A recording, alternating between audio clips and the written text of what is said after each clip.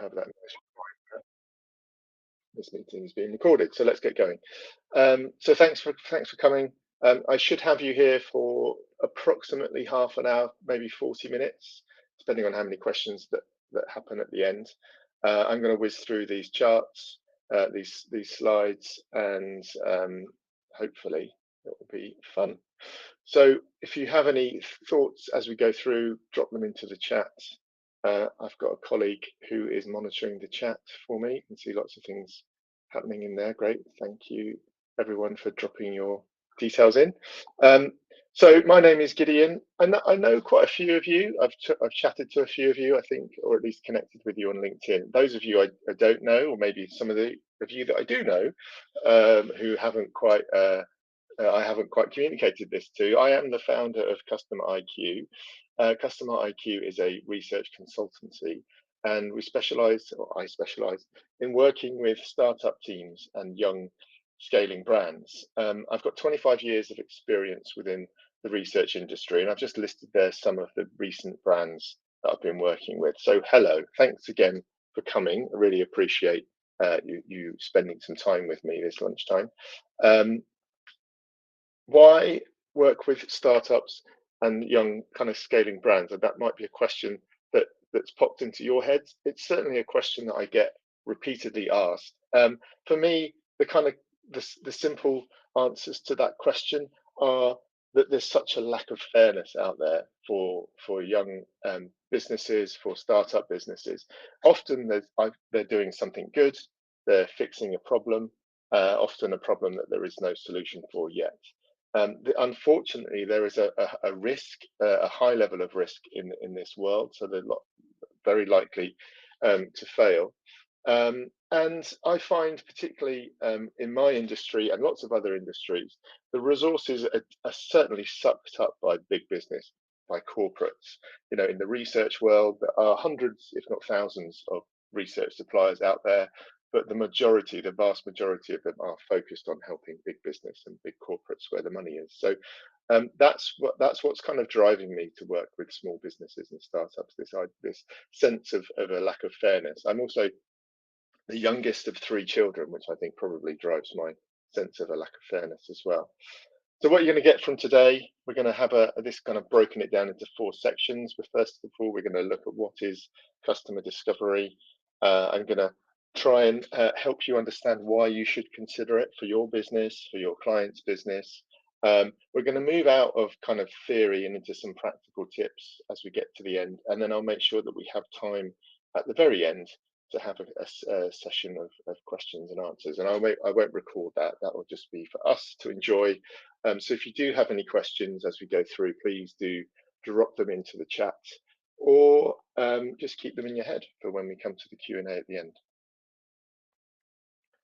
My hope from today is that you'll get to see kind of customer discovery as a way to bring more certainty and clarity into what is a very chaotic environment. Building businesses, growing businesses, it can be very, very difficult, risky, and chaotic. So I would like to, hopefully by the end of this, you'll see how customer discovery might be a way to bring more certainty into that process.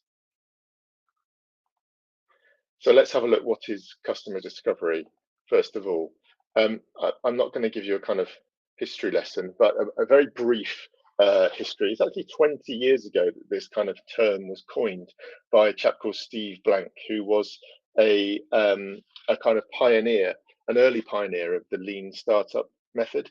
So along with Eric Ries and others, Steve Blank was definitely part of that movement. And customer development specifically was customer discovery was specifically part of his customer development kind of method that he wrote about in one of many books he's written, The 4 Steps to the Epiphany, which is a fantastic title.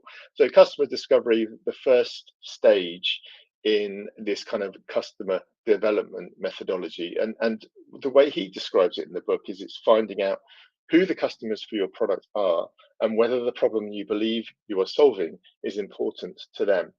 So a kind of nice way of describing it. It's an exploration of kind of customers, understanding who they are, what their problems are, and whether your solution or your proposed solution is going to work for them. One of the other things he said was kind of get outside the building, which is something I think has been repeated a number of times thereafter.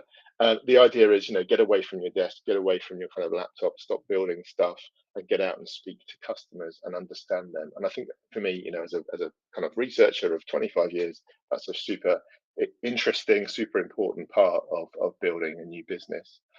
A couple of current definitions for you. The Harvard Business School, growthmentor.com. I'm not going to read these out necessarily, but one of the things I wanted to highlight from both of these is the fact that for many people, customer discovery is seen as an initial part of a process of building a business, something you do before developing a product. And I would like to kind of gently challenge that as we go through some of these slides, because I think it's definitely something that you could be doing more consistently and a more ongoing basis.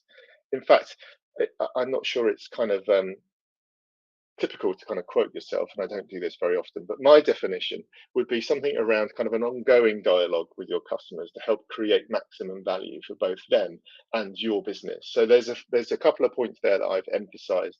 I feel like it is an ongoing process. It's not something you do once and then don't do again. It's not something that if you haven't done means you can't do it if you're further ahead in developing your business. And I think the other point I wanted to make here is that it's definitely about creating maximum value both for customers but also for you. It's about you, it's about your business, it's about your client's business, it's about generating value for them.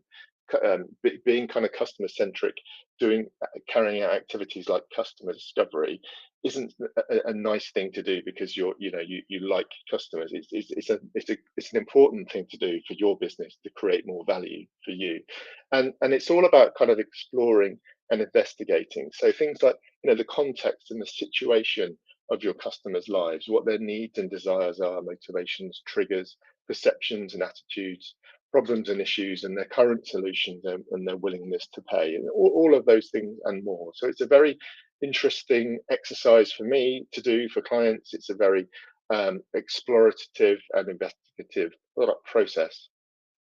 Why should you consider it?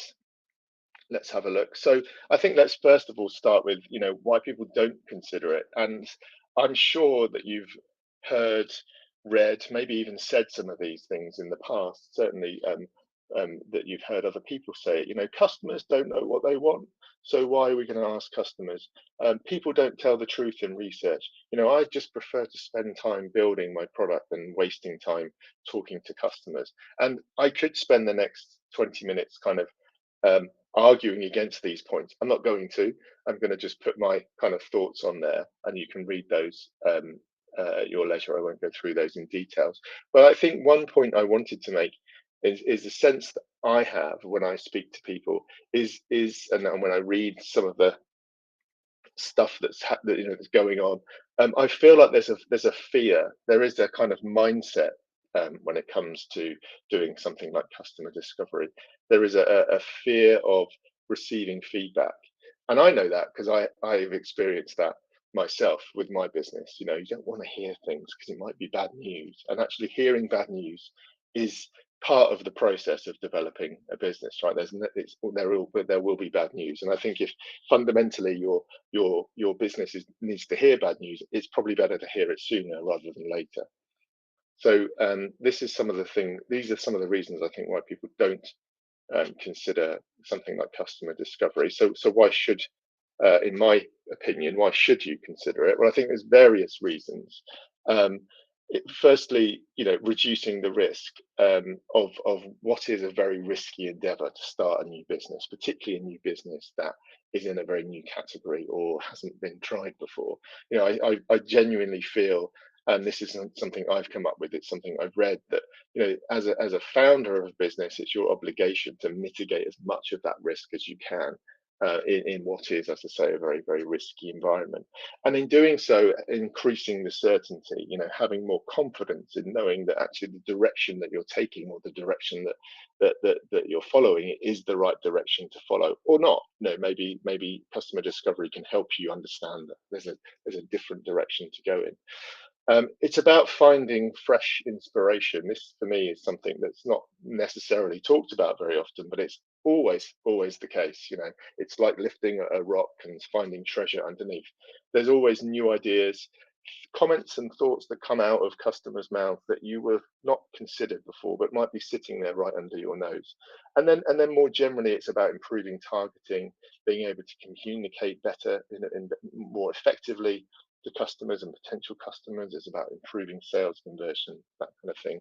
And in all of that, kind of reducing that burn on resources, not spending time and money, moving in the wrong direction, possibly even controversial, you might think, to say avoiding a pivot. Maybe we'll come on to talk about that in just a second. And as I say, I think really importantly, we should think about something like customer discovery or customer insight as a piece of work that is about driving and increasing value for your business. It's not a kind of charitable endeavor that because you want to do something nice for customers. It is about you. So think of it that way for sure. I've mentioned on that last slide something around this kind of insight multiplier. What does that mean? Well, I wanted to just demonstrate here. Forgive me for a minute. Just indulge me with some of these figures. I wanted to just look kind of at this example of a company, and this is it's not the real company yet. It's not clearly not Elon Musk's company, but this is just a fictitious company, and these are some of the kind of key stats, some of the key measures that drives this company. Actually, it's a pretty successful company. I wouldn't mind having this company as my own. Generating a lot of leads, converting a good amount of those leads into customers who spend a reasonable amount of money each year, driving a nice amount of revenue with a good amount of profit. So let's see what in theory at least we could do if we use some customer discovery uh, to help that business. So I'm suggesting here there are four things that we could do to improve that company, and I'm suggesting here each of those things would improve that metric, that key measure by 10%. So let's say, for argument's sake, we can improve the targeting for that business by 10%. Let's say we can improve the conversion rate for that business because we're going to improve the messaging and we're going to write more relevant messaging. Let's say we kind of just incrementally push that conversion rate up by just 10%. Let's say because we can understand customers and we can develop better offers and products and services, we can improve their spend by 10%. And in doing all of that, we're removing kind of inefficient processes, maybe inefficient parts of that business. So we're able to drive up a little bit of net profit as well, just by 10%. So what's the impact of that? All those kind of incremental increases. Here are the numbers. I think what's important to focus on here is how that increases some of those key things. So customer numbers have gone up 21%, revenue's gone up a third, but net profit has increased by 46%. So that business has, by increasing those four things by just 10%, has actually increased net profit by 46%, which equates for this business, quite a significant sum of money, £111,000. So what's that worth to Company X? What would they pay for that kind of insight work to help their business improve by such a degree? Well, they wouldn't be paying £100,000, that's for sure. Research is expensive, but the point I'm trying to make here is actually it's a really good investment and it should pay back in multiple ways for your business or your client's business.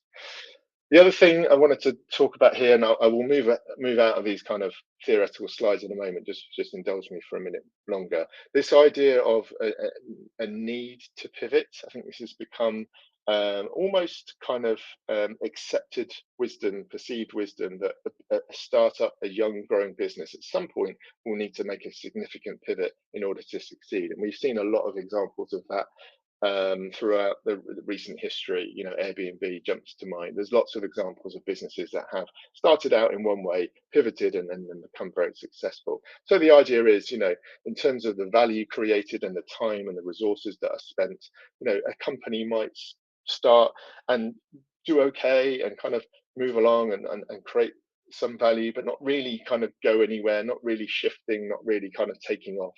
And at that point, maybe we'll consider a pivot. Maybe there's an element of the business that's working well.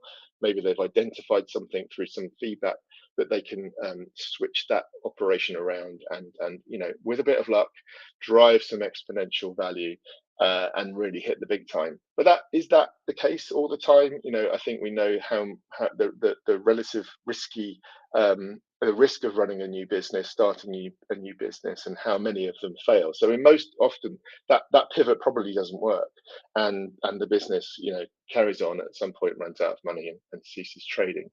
So again, we're heavy into theory here, but let's have a look at what might happen with some customer discovery. So if we could spend a little bit of time at the beginning of that process to help understand, you know, who the customer is, what their needs are, what their problems are, how they're solving those problems, all of those kind of things. Maybe we could start that business off in a better place. Maybe we can create more value from day one. And with further kind of work and understanding of customers, maybe that value increases over time to somewhere like here, where it's generating a lot more value, and hasn't kind of burnt through so much resource. So there's a saving there in terms of time and resource use, but also there's a higher level of value created. So this is very hypothetical, but there is some support for this kind of thing out there. There's a report by Deloitte which suggests that companies who are customer centric, i.e., those businesses who put customers into the heart of their decision making, consider customers at each stage, they are 60% more profitable compared to companies that were not focused on the customer. So there is research out there, there is kind of evidence out there that this stuff works. Forgive me for indulging you with that, but I'll move on now from that. But actually, theories and frameworks are pretty ubiquitous within the whole startup world. So I've listed a few here, some I'm sure that you've read, some that you've definitely heard of. The lean startup method is very, very popular. It's where we get the concept of minimum viable product from, the MVP. Jobs to be done is another one which is very much talked about and used within that kind of startup world. Design thinking, the MOM test, these are all really quite fundamentally important reads and frameworks and theories, and often they are advocates of some form of customer discovery. Jobs to be done is all about understanding and talking to customers and getting a sense of what their needs are and what problems what issues they have. But if we think about using these kind of frameworks, does it really look like this? Can you apply this to your business? Does it mean that your business will start small and grow in this nice linear way? I don't think that's the case. I really don't. And I think more often than not, perhaps running a business feels a bit more like this. Certainly, I can relate to this in my business experience. There are definite moments that I felt much more like this than I have like this. And I think some of the problems with using theories and frameworks are that they are quite heavy on theory and a little bit light on practical application. For example, Lean Startup does talk about customer discovery as an important part of that process, but it doesn't really go into any detail about how you might carry that out. It might be that these kind of theories and frameworks require some skills and experience that's really outside of your wheelhouse. It's something you've not done before, so it can be quite difficult. And I think there is a lot of perceived wisdom out there that can be quite unhelpful.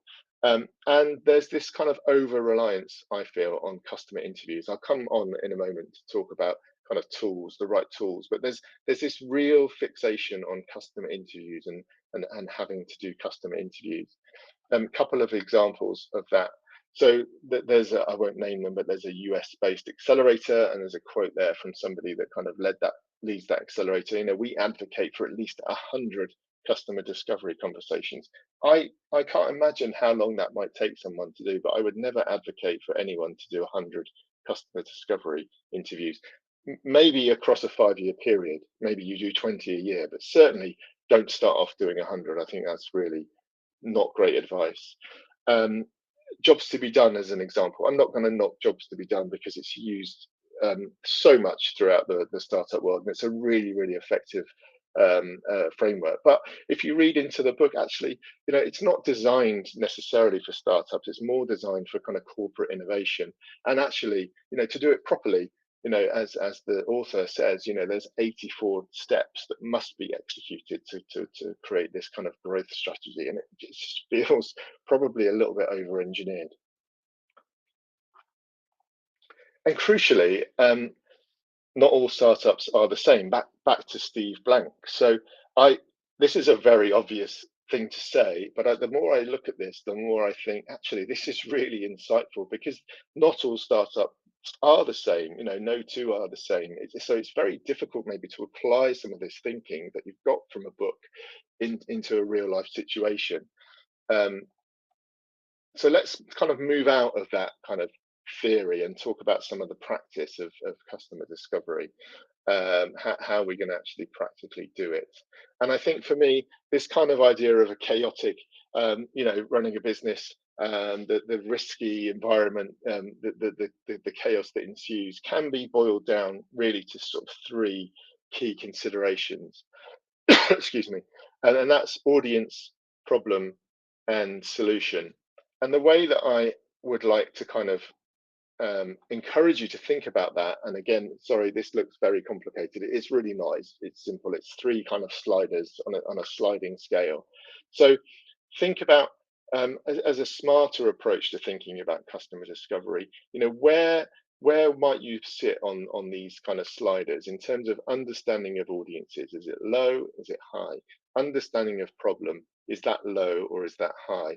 And the stage of the solution that you're developing, is that less developed or is it highly developed? And that will come back to that point later. Customer discovery isn't just about um, the point at which you are setting out on your journey. It can be a really useful tool wherever you are in that journey. So let's have a look at some real life examples of this. So, company I worked with a little while ago, Yoto, um, who are they produce a really lovely little piece of tech for kids. It's a physical product that kids slot little cards into, and it reads stories and it plays music and all sorts of stuff. It's really, really, really, really lovely. And they actually had a fantastic time as I was kind of coming into work with them. The product was flying off the shelves. Parents absolutely, no, customers absolutely loved it. They couldn't kind of keep up with the demand. But what they were concerned about was that they really didn't understand who these customers were, and they had little or relatively little understanding of the problem that their product was solving. They got lucky, maybe you could argue, but I think for what they wanted to do, although they developed the business to the point where the product had gone through kind of prototype and concept stage and was out on the shelves, they still wanted to do some customer discovery work to really understand who their customers were, in order that they could develop better ways of communicating with them, clear ways of messaging to them, and have a better understanding of why people were buying this product. What was it about that particular product that people liked? Another example in a different situation, a company called Hustle, who are Bristol based. Again, they had came to me to help them, and that was at a very early stage. They had a kind of rough idea of what their solution might be. They had a proposition, but they had a kind of understanding of who their target audience was, but not really didn't really have a very good understanding of the problems that audience experienced. So we were able to kind of design a way of tackling that by helping them to understand, who their audiences were, who their audience was, what kind of motivated them, understanding a lot more about the kind of problems that audience suffered from, and actually these were people that were running kind of side hustles. That was their target. So that, what kind of problems were they experiencing in kind of fulfilling orders and shipping and couriers and all that kind of stuff. And actually, because they'd already developed at least a kind of proposition in terms of a solution, we were able to test that proposition out at the same time. So one piece of work that kind of did all these things. Um, Another example, this is an app, Clementine, actually not a client, but I listened to the founder on a podcast recently, and her ambition was to kind of help women with mental health. She didn't really know much of what she was going to do beyond that, and she actually went out and set about kind of interviewing and talking to lots and lots of women to get an understanding of what problems they were experiencing, and didn't really have a sense of what the solution was going to be at that point. So that was, I guess, a more classic kind of example of where you might use customer discovery at a very early stage of your business development to kind of really understand audiences and problems before you've developed a solution. So I think the point I'm trying to land with this really is that your customer discovery needs to be designed to fit your situation and needs. It doesn't need to be done as the book suggests, at a certain point in that process. It needs to be done at the right time for you. So I wanted to just kind of pause there. I've done a lot of talking. I need to take a sip of water, but just think about where you are at, on it within this kind of these sliding scales. If you have your own business, or if you are working with clients or advising people, just think, where are you at? Maybe drop that into the chat if you're willing to, just to kind of give us a sense of what score you would give yourself on each of those three sliders. I'm just going to take a sip of water while you think about that.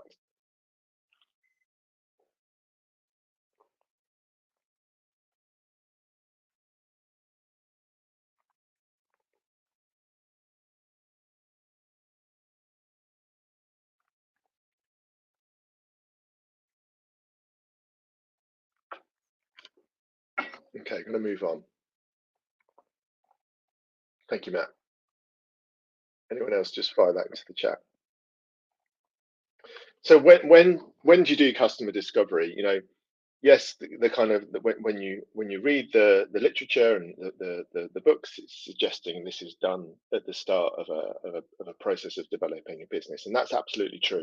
That's a really important time to think about doing this. It's not always the time when you've got the resource to kind of do it, unfortunately. But and another, I'm just listed some kind of scenarios on here which may kind of prompt you, but maybe when things are not moving as expected, maybe you're in that kind of early stage of you've launched a product or a service, but it's not quite going as you might expect. So that's a really good opportunity maybe to think about, what can kind of potential customers help us to kind of learn. Maybe when you're moving from that kind of early adopter customer to a more mainstream customer, there's a potentially massive difference there between what your early adopters think and feel and need compared to that kind of mainstream audience. And of course you need that mainstream audience to be able to scale. Might be when you're launching into new markets. Those new markets might be very different.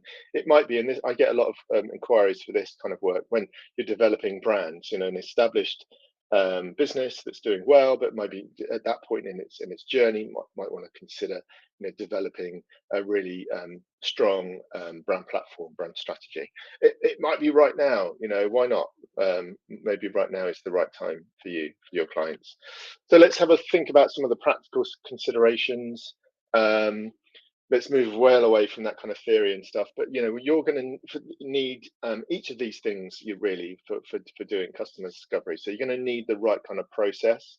You will need a process to follow. You're going to need the right tools. You're going to need the right people, your research participants. You need to think very, very carefully about who they might be. Obviously, you need to be able to ask the right questions, but more crucially, or as crucially maybe, you need to think about the way that you're going to apply that. So let's say you've got some really good data, some really good insight from those customers.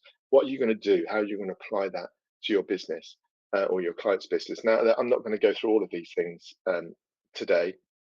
Maybe we could save some of this stuff for another time, but I'm just going to touch on a couple of things before we get to the end of the Q&A. Keep those questions coming on the chat or in your head. So you're going to need a process. This is the process that I go through. This is, when I'm embarking on a new project with a client, we'll start off with objectives and some form of discovery. So it's really important to kind of understand why are we doing this, but also what research, what insight already exists. We don't want to go out and kind of repeat the work if it's already been done. We're going to design the right kind of approach. We're going to use the right tools. There'll be a stage of setup, a phase of data collection, a phase of analysis. What is all of this data that we've collected telling us? How does it help answer our objectives? And then a stage of implementation. What are we going to do with the results? How do we make sure that something actually happens, some action is taken on the back of this research? So I'm going to share these slides. I think someone asked in the chat. I will share these slides afterwards by email. So, or take a screenshot, whatever you need to do. Um, Tools. This is something that can be quite frustrating from someone like me. There's a whole load of stuff out there, content out there that talks almost exclusively about customer interviews, and maybe dabbles in survey. It feels like when you're out reading, consuming this kind of content and advice and wisdom out there, it all sometimes feels like there's only two ways to do things: a customer interview or a survey. And that's, I'm not knocking either of them. I use them extensively in my work, but it's not the case that they are the only way of doing things. There are a lot of other tools in the toolbox. The things you might consider. I'm not going to go through all of these right now, but here's just a list of many other things that you could do as part of your customer discovery work. Um, because it's really about applying the right tool for the right job. If your ambition is to measure, then a survey is a much better tool than a customer interview. If you want to encourage discussion, then you need something like a focus group, a discussion, a group discussion, rather than a one-to-one interview. There are there are fresh insights that occur when you get a group discussing a topic together that you would never find from talking to somebody one on one. Um, Listening to real online chat can be very helpful. Reddit is increasingly being talked about as a really interesting tool for gathering customer insight. Or it might be that you want to kind of conduct small scale experiments. So it's definitely about thinking about the right tool for the job rather than just uh, kind of using customer interviews or surveys because that's what's seen that everyone does.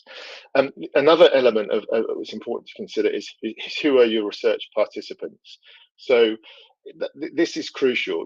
Asking the right questions is really important, but making sure you've got the right people involved is absolutely crucial.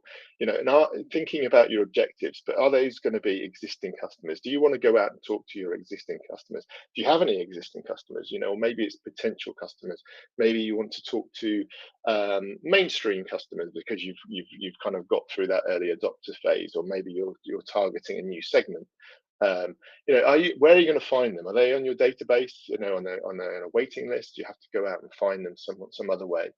um, do they have particular behaviors? Are you looking for people with particular behaviors? Maybe people that have kind of lapsed, maybe signed up to your platform and then not kind of taken the step to go ahead and use it. I don't know, different scenarios. But what thinking about what behaviors they need to kind of display. Do they have to have certain attitudes, beliefs? You're looking for something more nationally representative or a small scale sample. So these are all kind of questions and others that you might want to think about.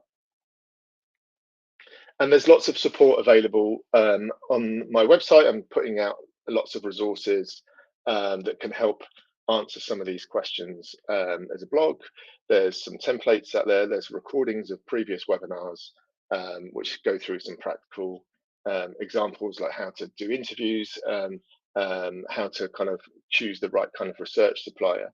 So I'd encourage you to check that out, have a look at the website.